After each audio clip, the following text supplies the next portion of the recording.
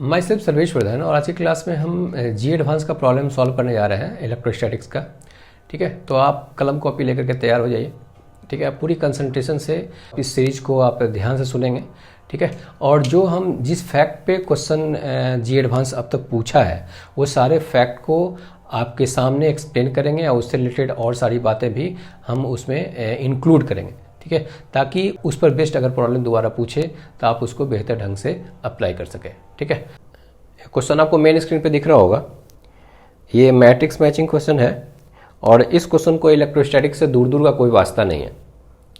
इसमें 99% work vector का है और 1% जो है हम इलेक्ट्रोस्टैटिक्स का कह सकते हैं।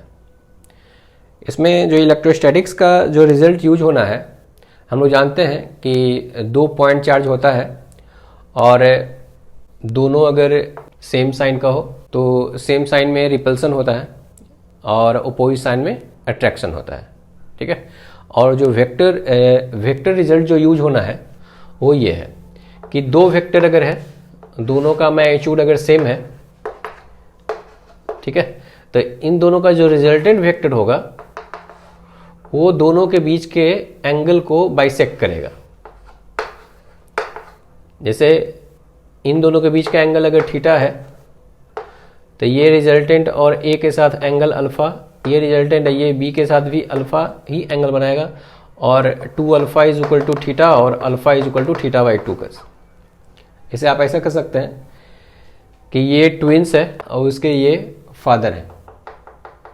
ठीक है, तो इस फादर का जो इमोशनल इंक्लिनेशन होगा वो दोनों ट्विंस के साथ इक्वल होगा, इसलिए ये रिजल्टेंट इस वेक्टर के साथ इक्वल एंगल बनाएगा और ये रिजल्ट हम लोग यूज कर सकते हैं। और रिजल्टेंट की value 2a cos theta by 2 होगा, जहां इस केस में a का मैग्नीट्यूड और b का मैग्नीट्यूड सेम है।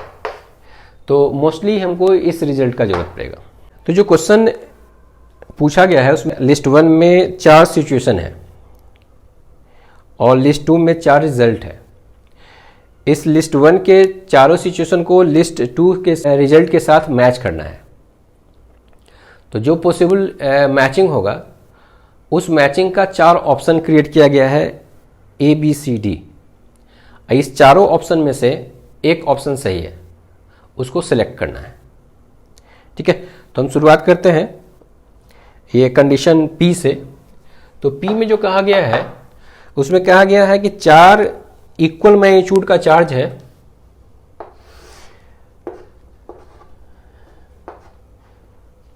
ठीक है, यहां पे मान लेते हैं उसके मैग्नीट्यूड क्यू है सबका, और इस y एक्सिस पे एक पॉजिटिव चार्ज q रखा हुआ है। इस ओर x एक्सिस है और इस ओर y एक्सिस है। तो इस पॉइंट चार्ज स्मॉल q पे फोर्स का डायरेक्शन क्या होगा? तो आप यहां से देख सकते हैं कि ये दोनों चार्ज इससे इक्वल डिस्टेंस पे है। तो इन दोनों के बीच में जो फोर्स होगा वो इक्वल होगा। तो दोनों सेम नेचर का चार्ज है, इसलिए ये इस ओर धकेलेगा और ये इस ओर धकेलेगा। दोनों का मैग्नीट्यूड सेम होगा। तो मान लेते हैं F1, और ये दोनों चार्ज इस पॉइंट चार्ज से इक्वल डिस्टेंस पे है। ठीक है, अब इन दोनों का मैग्नीट्यूड भी सेम है, तो इन दोनों के बीच में जो फोर्स होगा वो सेम मैग्नीट्यूड में फोर्स होगा, तो ये रिपेल करेगा। तो मान लेते हैं कि इसकी वैल्यू F2 है, तो ये भी F2 ही होगा।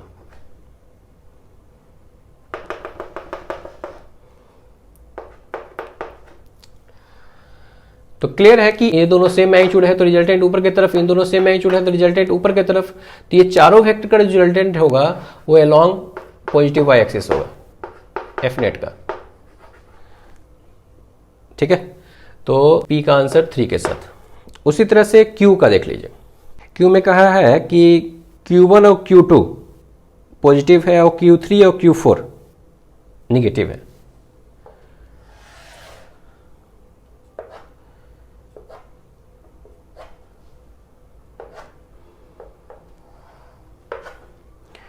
Q1 और Q2 पॉजिटिव है, तो यहाँ Q मान लिया, ये Q है, ये माइनस Q है, ये माइनस Q है। इसी बाइसेक्टर पे ये पॉइंट पॉजिटिव चार्ज Q रखा गया है, या इस पे फोर्स का डायरेक्शन फाइंड करना है। तो आप ध्यान से देखेंगे कि ये दोनों का मैग्नीट्यूड तो सेम है, साइन ऑपोजिट है, तो इन दोनों के बीच में जो फोर्स लगेगा ना वो इक्वल फोर्स लगेगा। ठीक है, तो ये दोनों पॉजिटिव चार्ज के बीच में रिपल्सन होगा, इसको रिपेल करेगा, नजदीक में है ज्यादा फोर्स लगेगा। तो मान लेते हैं ये वैल्यू F1 है और मैग्नीट्यूड सेम होगा, ये F1। उसी तरह से ये और ये दोनों चार्ज इस चार्ज से इक्वल डिस्टेंस पे है, तो इन दोनों के बीच में रिपल्सन होगा,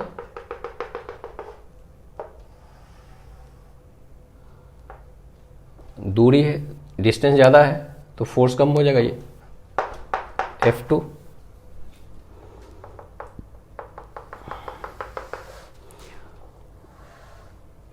ये F2। अब जरा ध्यान से देखेंगे, ये F1 और ये F1 दोनों इक्वल मैग्नीट्यूड में है, तो इन दोनों का जो रिजल्टेंट होगा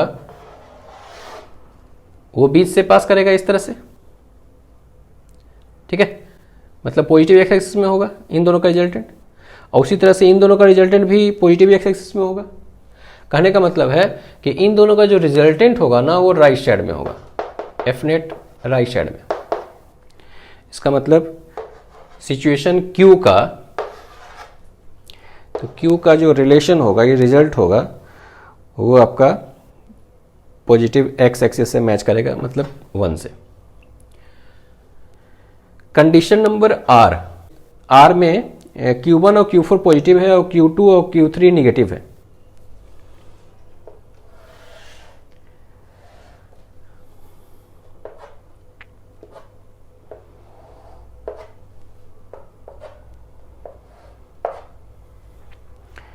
Q1 और Q4 वैल्यू मैग्नीट्यूड हम सेम मान लेते हैं, और ये निगेटिव है तो माइनस Q, ये भी माइनस Q। ठीक है,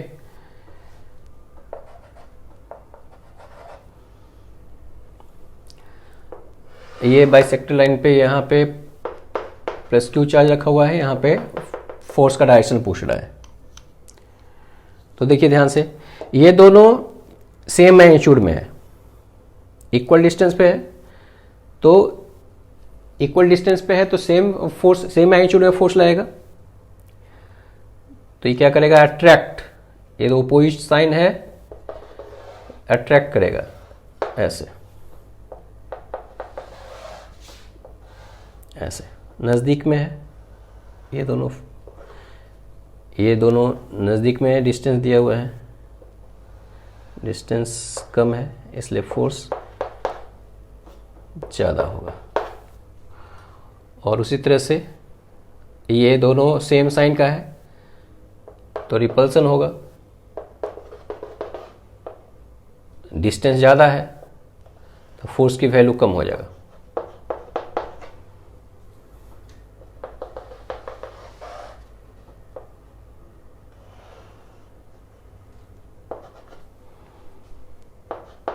मैग्नीट्यूड सेम रहेगा। इन दोनों का रिजल्टेंट डाउनवर्ड डायरेक्शन में, इन दोनों का रिजल्टेंट डाउनवर्ड डायरेक्शन में, और इन दोनों का अपवर्ड डायरेक्शन में। तो इन दोनों का जो मैग्नीट्यूड होगा ना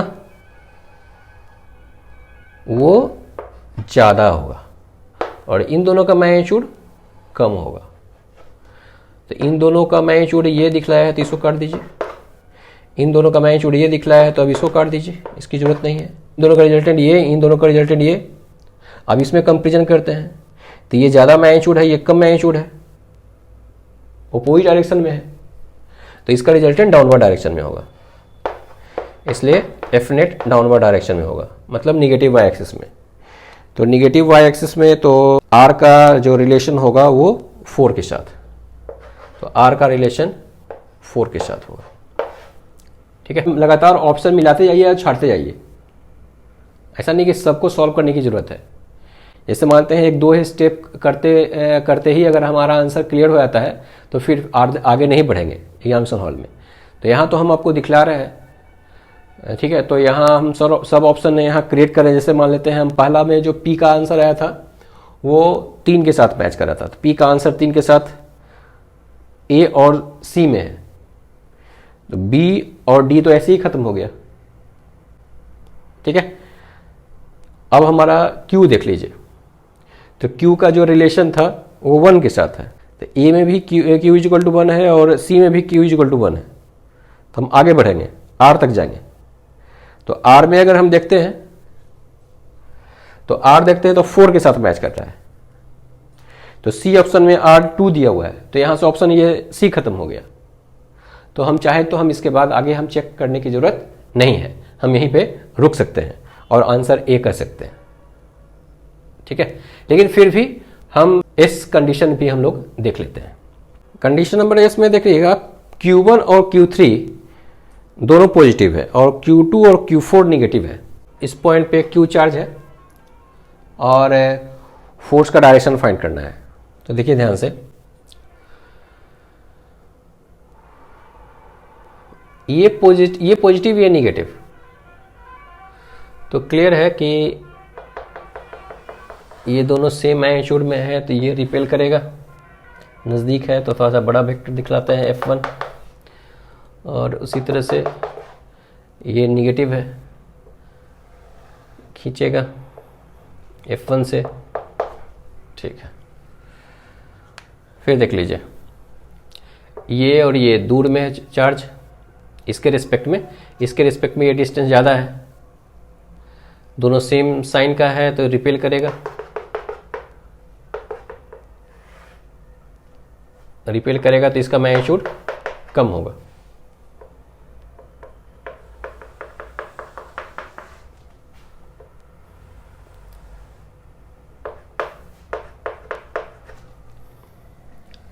क्लियर है कि ये दोनों का मैग्नीट्यूड सेम है, तो ये रिजल्टेंट जो होगा बाइसेक्ट करेगा, तो इन दोनों का रिजल्टेंट कम मैग्नीट्यूड है तो रिजल्टेंट भी कम होगा। अब दिखला दिए तब इसको भूल जाइए। और इन दोनों का रिजल्टेंट बाइसेक्ट करेगा तो इस ओर, इसको भूल जाइए। अब इन दोनों का रिजल्टेंट ये, इन दोनों का रिजल्टेंट ये, अब इन दोनों में कंपेरिजन कीजिए तो क्लियर है कि ये ज्यादा है मैग्नीट्यूड, ये कम है, तो रिजल्टेंट हमारा लेफ्ट साइड में होगा। तो क्लियर है कि एफ नेट का जो डायरेक्शन होगा वो निगेटिव एक्स एक्सिस में होगा। इसका मतलब एस का जो रिलेशन होगा वो निगेटिव एक्स एक्सिस में, मतलब 2 के साथ मैच करेगा।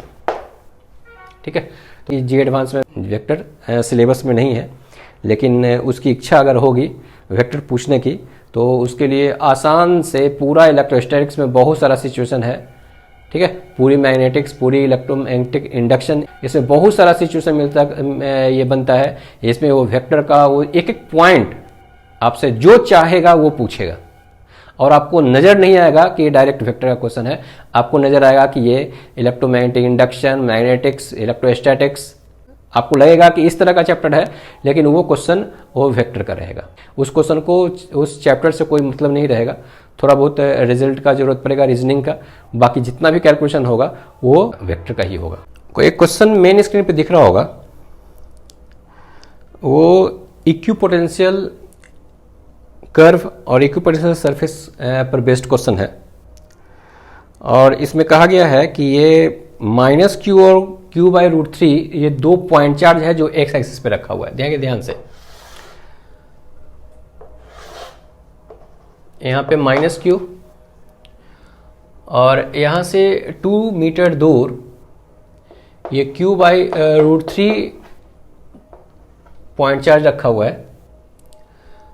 ठीक है, यहाँ से इसका कोऑर्डिनेट दिया हुआ है 2 0, इस पॉइंट का कोऑर्डिनेट 2 0 दिया हुआ है और ये है ओरिजिन, ये वाई एक्सिस, ये एक्स एक्सिस।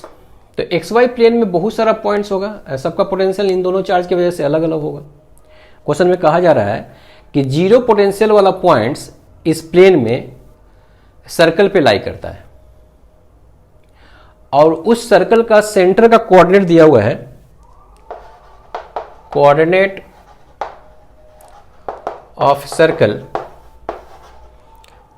इसका वैल्यू दिया हुआ है b0 और रेडियस r। तो कह रहा है कि r की वैल्यू बताइए और इस b की वैल्यू भी बताइए। ये सर्कल पे लाई करता है, ये कह दिया तो बहुत अच्छी बात है, लेकिन नहीं भी कहता तो हम लोग सॉल्व कर सकते हैं। इससे पहले भी ऐसा क्वेश्चन ये राइज किया गया है, ठीक है, उसमें नहीं कहा था, ठीक है। तो इसको जो हम लोग सॉल्व करते हैं ना, तो सबसे पहले हम लोग फाइंड कर लेते हैं कि वो जो एक्स वाई प्लेन में जो पॉइंट जो जीरो पोटेंशियल पे लाई करता है उसका इक्वेशन क्या है। तो मान लेते हैं एक जनरल पॉइंट हम यहां कंसीडर कर रहे हैं P, इसका कोऑर्डिनेट एक्स वाई है और इसका पोटेंशियल 0 है, ठीक है। तो एक्स वाई प्लेन में वो सारा पॉइंट्स जिस पे पोटेंशियल 0 है उसका इक्वेशन हम लोग देख लेते हैं, वो कौन सा इक्वेशन है जिसको वो सारा पॉइंट्स सेटिस्फाई करेगा। तो मान लेते हैं यहां से ये r1 डिस्टेंस है और ये r2 डिस्टेंस है। तो पोटेंशियल जो होगा P पे हमको पता है 0 है, अब P पे पोटेंशियल की वैल्यू K माइनस क्यू बटा ये डिस्टेंस, तो यहाँ से हो जाएगा इसका डिस्टेंस होगा अंडर रूट x माइनस 0 का होल स्क्वायर, तो एक्स स्क्वायर, y माइनस 0 का whole square y square, plus इसके वजह से पोटेंशियल तो K, इसके वजह से Q बाई रूट 3 बाई यहाँ से ये डिस्टेंस तो अंडर रूट x माइनस 2 का whole square plus y minus 0 का होल स्क्वायर, क्रॉस मल्टीप्लाई करेंगे तो आएगा अंडर रूट x माइनस 2 का whole square plus y square is equal to यहां से रूट 3 टाइम्स, ठीक है। इसको क्रॉस मल्टीप्लाई कीजिएगा तो आएगा आपको under root x square plus y square, दोनों तरफ स्क्वायर कर दीजिए, दोनों तरफ स्क्वायर करेंगे तो यहाँ से आएगा 3 और इसको स्क्वायर करेंगे तो यहाँ से आएगा x square plus 4 minus 4x plus y square is equal to x square plus y square. यहाँ से आ जाएगा 2x स्क्वायर, यहाँ से आ जाएगा 2y स्क्वायर, यहाँ से हो जाएगा माइनस 12x प्लस 12, 2 कॉमन ले लोगे तो हो जाएगा x square y square minus 6x plus 6 is equal to 0, ठीक है। इसको हम लिख सकते हैं x माइनस 3 का होल स्क्वायर, तो कितना हो जाएगा देख लीजिए ध्यान से, एक्स स्क्वायर यहाँ से आ जाएगा माइनस 6x प्लस 9, ठीक है। तो इसको वाई स्क्वायर इधर आएगा 3, तो इसको हम लिख सकते हैं रूट 3 का होल स्क्वायर, ठीक है। तो ये हो गया इक्वेशन। और अगर आप सेंटर का कोऑर्डिनेट फाइंड करना चाहते हैं तो इसकी वैल्यू 0 कर दीजिए, इसकी वैल्यू 0 कर दीजिए, और ये हमारा रेडियस है x माइनस 3 इक्वल टू 0, तो x इक्वल टू 3 और y इक्वल टू 0। तो क्लियर है कि सेंटर का कोऑर्डिनेट हमारा हो जाएगा 3 0 और रेडियस का वैल्यू हमारा रूट 3, तो यहाँ से आ गया b का वैल्यू 3 और r का वैल्यू रूट 3, ठीक है। तो इस तरह से हम लोग यहाँ से फाइंड कर सकते हैं। कहने का मतलब है कि ये जो पॉइंट होगा ना वो सर्कल पे लाई करेगा, हाँ सेंटर कहीं यहाँ पे होगा 3 0 पे, मतलब ये सेंटर होगा, ठीक है। तब ये सेंटर होगा तो सर्कल कुछ इस तरह से होगा।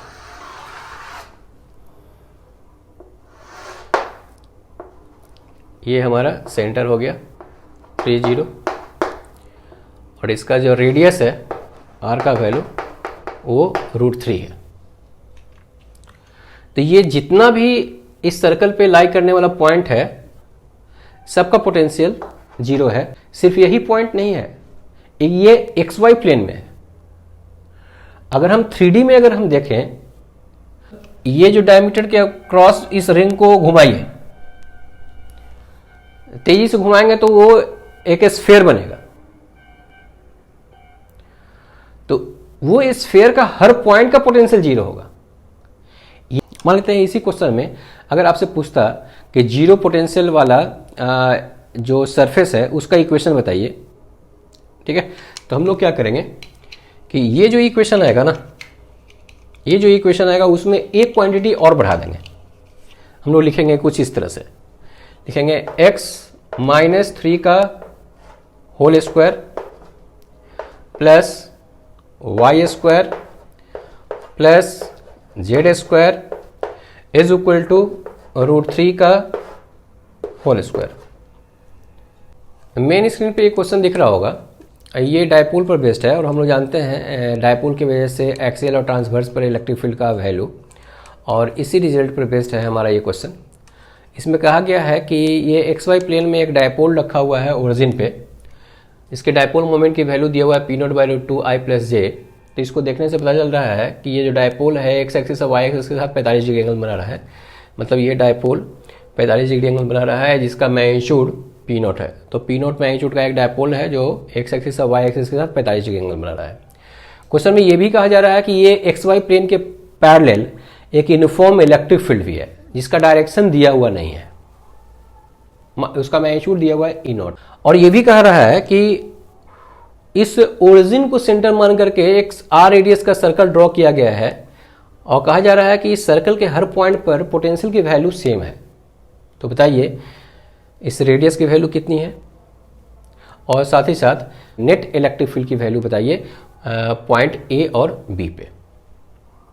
ठीक है, तो ध्यान से सुनेंगे। जैसा कि क्वेश्चन में कहा जा रहा है कि सर्कल के हर पॉइंट पर पोटेंशियल की वैल्यू क्या है, सेम है। तो हम लोग देख लेते हैं पहले कि किसी दो पॉइंट का पोटेंशियल हम लोग फाइंड कैसे करते हैं। तो VA - VB is equal to integration E.dl, तो A से B तक इंटीग्रेट करते हैं।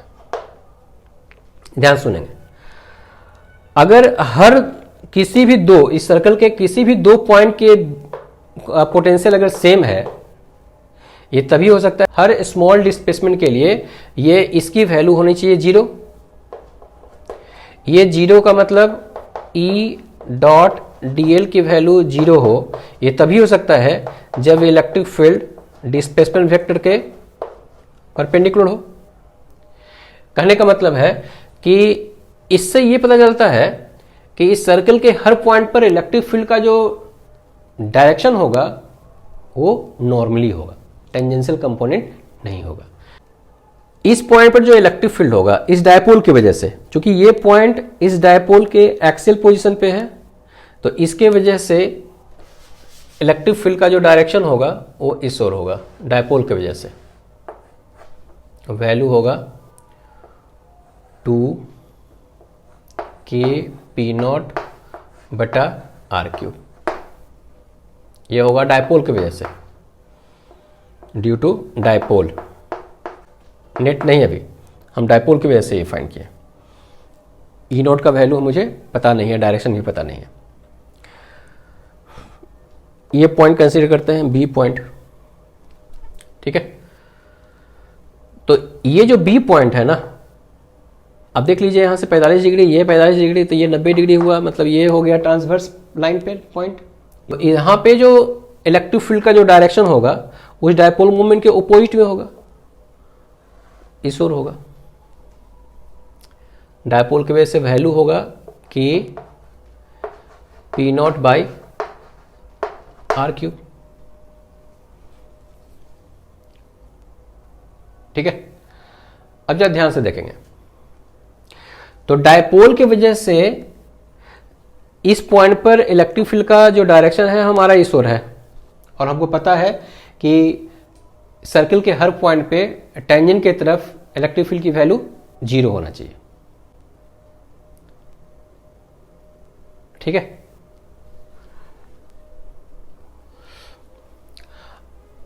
अब जरा ध्यान देखिएगा, जैसा कि हमको पता है कि हर पॉइंट पर इलेक्ट्रिक फील्ड का जो डायरेक्शन होना चाहिए वो सर्कल के नॉर्मली होना चाहिए।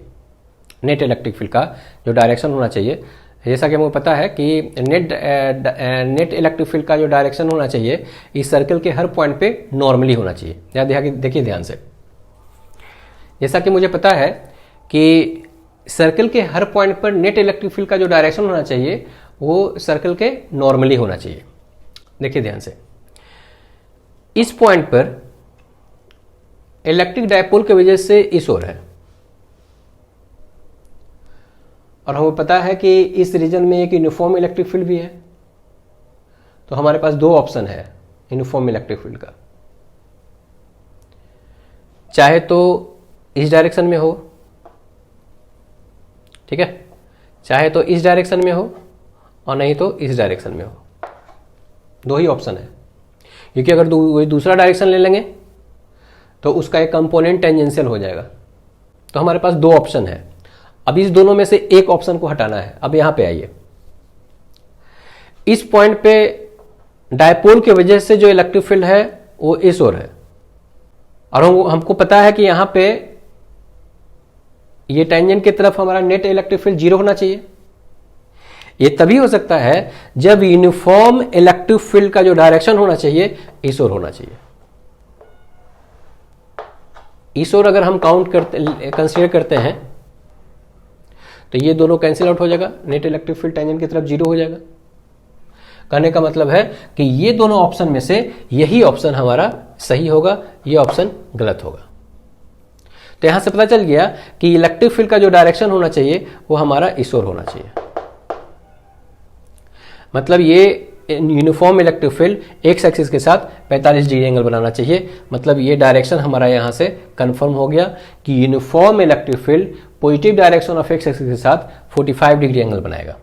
तो हमको पता है कि यहाँ पे टेंजेंट की तरफ इलेक्ट्रिक फील्ड की वैल्यू 0 होना चाहिए। तो electric field at B along tangent 0 होना चाहिए। ये तभी हो सकता है जब E naught is equal to k P naught बटा आर क्यूब हो। तो यहां से 1/4 pi epsilon naught P naught R cube. इस आर क्यूब का वैल्यू आ गया हमारा पी नॉट बटा 4 pi epsilon naught E naught. तो यहां से कंफर्म हो गया कि ये आर की जो वैल्यू होगा वो होगा P naught by 4 pi epsilon naught E not power 1/3। तो रेडियस की वैल्यू यहां से हम लोग को कैलकुलेट कर चुके। अब हमें देखना है नेट इलेक्ट्रिक फील्ड। तो net electric field at B कितना होगा?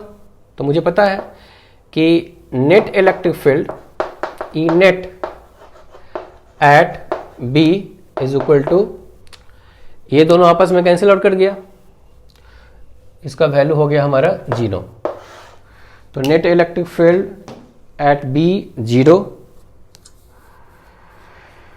ऑप्शन नंबर सी सही है, ऑप्शन नंबर ए भी सही है। Net electric field at A point अगर ए फाइंड करना है तो electric field at A point A is equal to इन दोनों का रिजल्टेंट, तो आएगा हमारा 2 के पी नॉट बटा R cube plus E naught.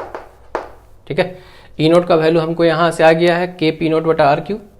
तो k P naught by R cube के जगह पर ई नॉट लिख सकते हैं, तो 2 ई नॉट आई ई नॉट, ये हो जाएगा 3 ई नॉट। ठीक है, नेट इलेक्ट्रिक फील्ड को अगर हम आई जे में लिखना चाहें तो होगा 3 ई नॉट, ठीक है, cos 45 degree I plus sine 45 degree J, ये हमारा नेट इलेक्ट्रिक फील्ड होगा। ठीक है, तो मतलब इसमें हमारा ऑप्शन ए सही है। ठीक है, इसमें हमारा ऑप्शन ए सही है, सी सही है और डी में कह रहा है कि total electric field at any point on the circle will be same, तो ये गलत होगा। तो इस तरह से आज का सेशन हमारा कंप्लीट हुआ और बहुत जल्द इलेक्ट्रोस्टैटिक्स के कुछ और प्रॉब्लम के साथ हम आपके सामने उपस्थित हो रहे हैं। अगर आपने अब तक चैनल को सब्सक्राइब नहीं किया है तो चैनल को सब्सक्राइब कर लें और बेल आइकन को प्रेस कर दें ताकि हमारी सारी नोटिफिकेशन आप तक आसानी से पहुंच सके। तब तक के लिए बाय बाय।